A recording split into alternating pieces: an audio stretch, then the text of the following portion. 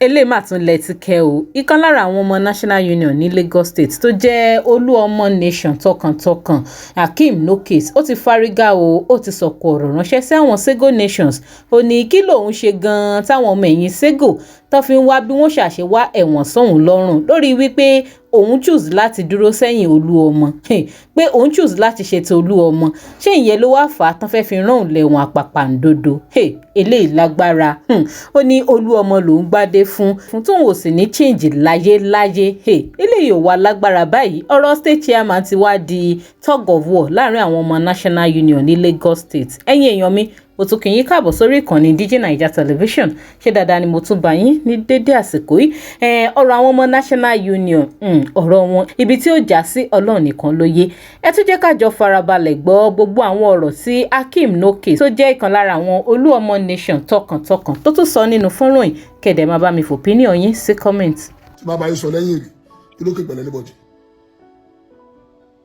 ẹ̀jẹ̀ nífẹ̀ẹ́ àwórì ní mí ẹ̀jẹ̀ nífẹ̀ẹ́ òpònú olórí búkú kan bóyá ń bọ̀ níbẹ̀ yẹn náà ẹ̀jẹ̀ òun nífẹ̀ẹ́ nọ́mbà kò ṣe tẹnu kò ṣe tójú kò ṣe pretender mi ò mọ bọ́ yẹ pretend mo nífẹ̀ẹ́ Oluomo ni wàláì mo nífẹ̀ẹ́ gan-an ó dẹ̀ tẹ̀lé choice mi lọ́dọ̀ ní kí n tẹ̀lé yín ni gbogbo ilé ayé yìí ṣó Oluomo wá ṣoore fún yín Oluomo wá dání ìwọ jẹ́ pọ̀ èmi àti ẹ̀jọ̀ ń jókòó ní èmi àti ẹ̀bá àwọn àwọn àwájú báyìí o tún ní kí lọ bẹ́ẹ̀ dúpẹ́ lọ́wọ́ Oluomo 20 million naira Oluomo gbé fún ẹ tọmọ ẹ fẹ́ lọ sí Canada ìwọ Fẹ́mi ìwọ ni mo put me through lórí bọ́mọ mi ṣe fẹ́ lọ sí Canada lọ kàwé school èmi ò lọ yáwó lọ́wọ́ Oluomo ìwọ lọ yáwó lọ́wọ́ Oluomo ni owó ara mi ni mo fi wọ́n ọmọ mi lọ sí Canada lọ sí London owó ara mi ni mo fi wọ́n ọmọ mi lọ sí Canada ìwọ lọ yáwó kòtò náà ló bá ẹ ìwọ sì ro ọmọ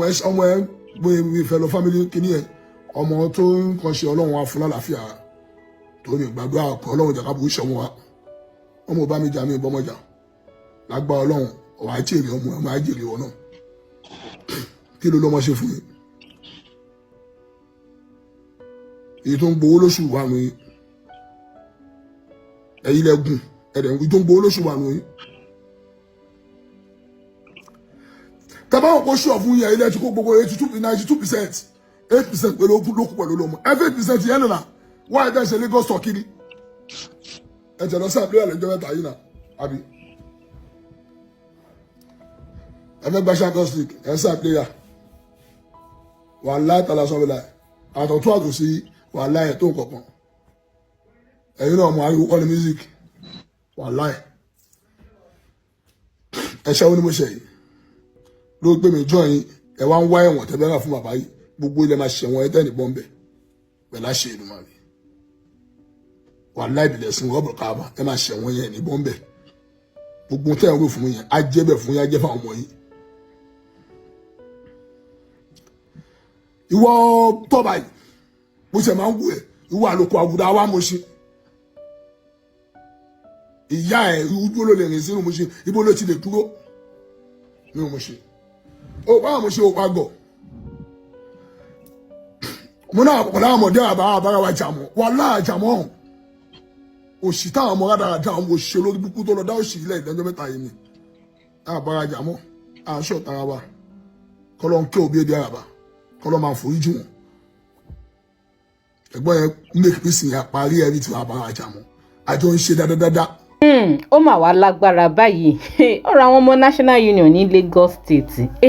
Hakeem Nokes ní Oluomo Nation tọkàntọkàn lòun ó nífẹ̀ẹ́ Oluomo dọ́kàndọ́kàn ní ìfẹ́ òtítọ́ lòun ní Oluomo òun ò dẹ̀ ní ìdá láyéláyé ṣùgbọ́n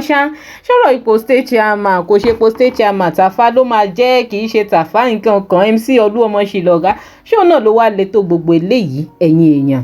ó lágbára o kí ni opinion ti yín ẹ máa bá mi jù sí comment o and ẹ má gbàgbé láti máa bá mi follow DIGINAIJA online lórí Facebook link tó wà ní comment section video yìí ó máa gbé yín tààrà lórí Facebook page wa tẹ́yìn bá dẹ̀ ṣe ń darapọ̀ mọ́ mi fún ìgbà àkọ́kọ́ lórí YouTube ẹ máa bá mi click lórí subscribe button tó wà lábẹ́ fọ́nrán yìí ẹ máa like and share fọ́nrán kó máa lọ lórí ayélujára ẹ ṣeun púpọ̀ tẹ́ ń darapọ̀ mọ́ mi ní gbogbo ìgbà.